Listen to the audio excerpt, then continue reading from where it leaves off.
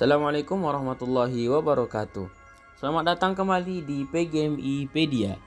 Baik teman-teman, pada video sebelumnya kita telah membahas profil dari Rahma El Yunisiah.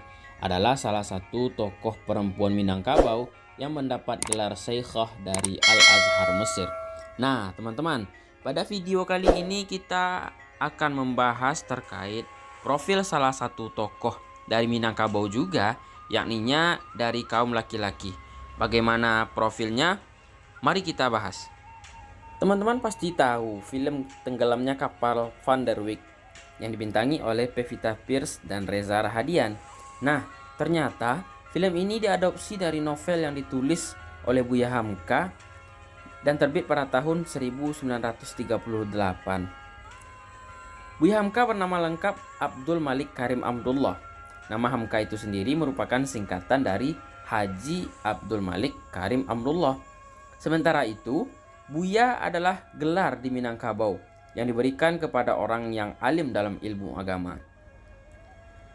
Hamka lahir di Tanah Sirah, Kabupaten Agam, Sumatera Barat pada tanggal 17 Februari 1908. Hamka adalah anak pertama dari Dr. Syekh Abdul Karim Amrullah, seorang tokoh pelopor dari gerakan Islam kaum muda di Minangkabau. Sementara ayah Hamka lebih sering dikenal dengan panggilan Haji Rasul. Ia adalah ulama terkemuka sekaligus reformis Islam dan telah memulai gerakannya pada tahun 1906 sepulangnya dari Makkah. Buya Hamka lahir di saat zaman hebat pertentangan kaum muda dan kaum tua kala itu. Kaum muda adalah golongan Islam tradisionalis yang percaya bahwasannya agama tidak bisa dipisahkan dari pengaruh adat istiadat, sehingga masih meyakini kepercayaan kepada nenek moyang dan lain sebagainya. Sementara itu, kaum muda adalah sebutan untuk para reformis Islam yang ingin membersihkan kawasan Minangkabau dari belenggu adat.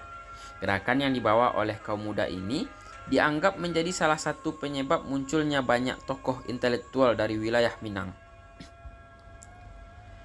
Oleh karena lahir di era pergerakan itu, Hamka sudah terbiasa mendengar perdebatan sengit antara kaum muda dan kaum tua tentang paham agama. Maka, tatkala Buya Hamka berusia 10 tahun, ayahnya mendirikan pondok pesantren Sumatera Tawalib di Padang Panjang. Pada akhir tahun 1924, tepatnya di usia 16 tahun, Hamka merantau ke Yogyakarta dan mulai belajar pergerakan Islam modern kepada sejumlah tokoh seperti Cokro Aminoto, Ki Bagus Hadikusumo, Ujo Pranoto, dan Haji Fakhruddin. Dari sana, Buya Hamka mulai mengenal perbandingan antara pergerakan politik Islam, yaitu Sarekat Islam dan Muhammadiyah. Setelah 1 tahun berada di Pulau Jawa, akhirnya Buya Hamka kembali ke Padang Panjang pada tahun 1925. Lalu kemudian pada tahun 1927, Buya Hamka akhirnya memutuskan untuk pergi ke Makkah. Selama berada di Makkah, Buya Hamka belajar bahasa Arab. Di sana ia juga bertemu dengan Agus Salim, yaitu seorang intelektual dan jurnalis yang sama-sama berasal dari tanah Minang. Akhirnya Agus Salim menyarankan kepada Buya Hamka untuk lebih baik kembali lagi ke Indonesia dan mengembangkan karirnya di Indonesia. Akhirnya dengan banyak pertimbangan, Hamka memutuskan untuk kembali ke Indonesia setelah 7 bulan berada di Makkah. Namun, Hamka tidak kembali ke Padang Panjang, melainkan ke kota Medan.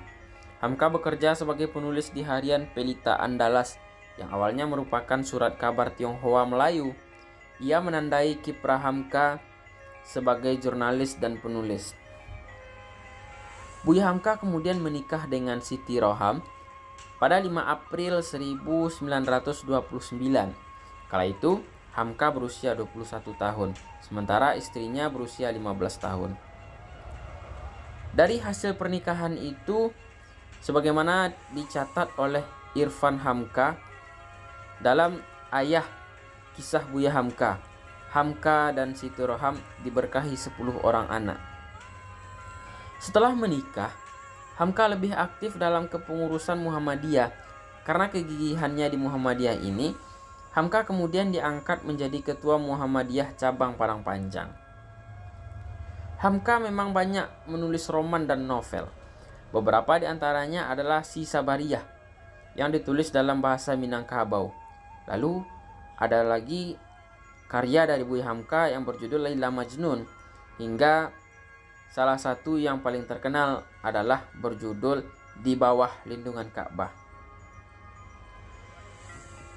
Kemudian ketika Jepang masuk ke Indonesia, Hamka sempat diangkat menjadi anggota Chusangiin yang merupakan Dewan Pertimbangan Pusat Pendudukan Jepang.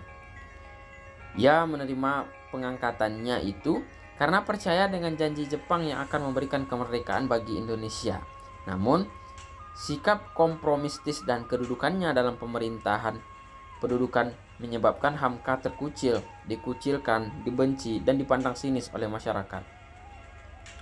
Saat Perang Revolusi Kemerdekaan Indonesia, Hamka ikut mendirikan barisan pengawal nagari dan kota yang ikut bergerilya melawan Belanda. Maka pada tahun 1949, Hamka pindah bersama keluarganya ke Jakarta. Lalu ia kemudian diangkat menjadi pegawai Kementerian Agama yang kala itu dipimpin oleh Kiai Haji Wahid Hasyim. Hamka juga menjadi pengajar di beberapa universitas dan giat memberikan ceramah. Hamka kemudian terjun ke dunia politik dan bergabung dengan Partai Masyumi. Maka pada pemilu 1955, akhirnya Hamka terpilih sebagai anggota konstituante. Hamka, seperti sikap Partai Masyumi, menolak gagasan demokrasi terpimpin yang dikemukakan oleh Soekarno. Kiprah Hamka di Partai Masyumi memang membuatnya dimusuhi oleh PKI. Organisasi sayap PKI, Lekra, bahkan menuduh Hamka sebagai seorang plagiator. Pada tahun 1964, setelah Masyumi dibubarkan karena keterlibatan anggotanya dalam pemberontakan PRRI, Hamka pun kemudian ikut dipenjara. Hamka dituduh bersekongkol dengan Malaysia untuk menggulingkan pemerintah Indonesia dan berencana membunuh Presiden Soekarno kala itu. Namun belakangan diketahui bahwasannya itu adalah sebuah fitnah yang dilakukan oleh anggota Masyumi itu sendiri terhadap Hamka. Dan kemudian Hamka baru dibebaskan pada tahun 1966. Setelah dibebaskan, kemudian Hamka menjalani aktivitas sebagai ulama dan pendakwah. Barulah pada tahun 1975, ketika Majelis Ulama Indonesia didirikan, Hamka terpilih secara aklamasi sebagai ketua organisasi MUI kala itu. Hamka meninggal dunia pada tahun 1981 dan ditetapkan sebagai pahlawan nasional pada tahun 2011. Warisan Hamka adalah karya-karya kesusastraan yang ia tuliskan, serta kebesarannya sebagai ulama Indonesia dengan prinsip-prinsip yang dipegang secara teguh. Kisah dari Buya Hamka ini menjadi gambaran aksi-aksi penolakan terhadap gagasan Nasakom.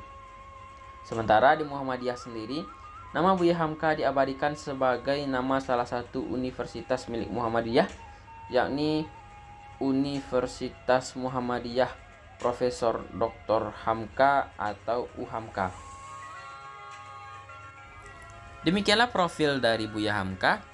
Semoga menjadi pembelajaran bagi kita semua untuk menjadi seorang yang terpelajar, beriman, dan memiliki tekad yang kuat untuk terus berkarya. Terima kasih. Salam PGMI Indonesia. Salam PGMI Pedia.